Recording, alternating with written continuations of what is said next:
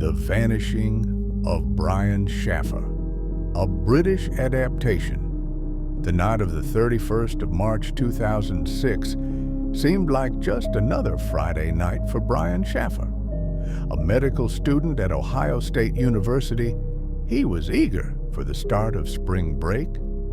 It had been a tough week. He had spent hours studying for his final exams, and all he wanted now was to unwind. He had made plans to go out with his friend William Clint Florence. After a few pints at a local pub, they decided to carry on a night at the Ugly Tuna Saloona, a popular bar among students. Loud music, laughter, the clinking of glasses. The place was packed. Brian was last seen entering the bar at 1:55 a.m., captured on CCTV. But there is no footage of him leaving. Even worse, he was never seen again. The next day, his father, Randy Shaffer, tried calling him multiple times. No answer. He found it odd, but didn't panic. Perhaps Brian was hungover, or maybe he had crashed at a mate's place. But as the hours passed, his concern grew. By Sunday, Brian was supposed to fly to Miami.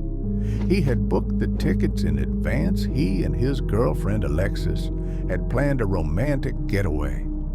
At the airport, Alexis waited and waited, but Brian never showed up. That's when the real fear set in. The police launched an investigation, retracing his last known movements.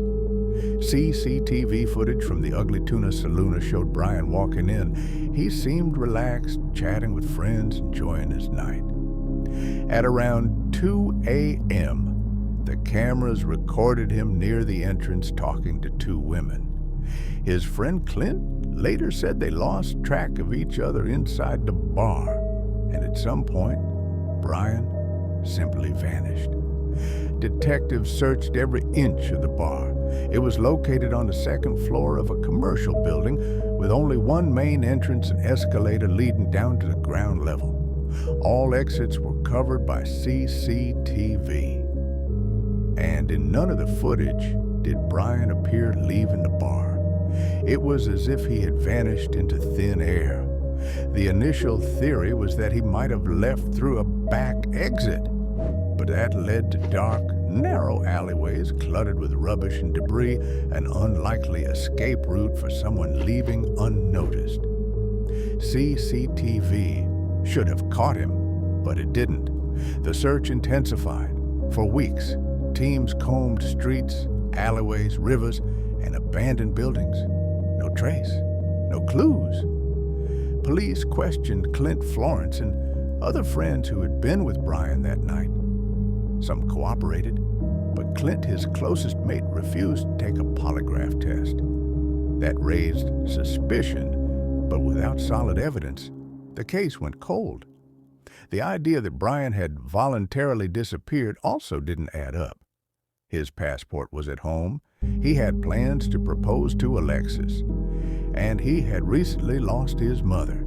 He was incredibly close to his father and brother, who never believed he would vanish without reason. Years passed, but the case remained unsolved.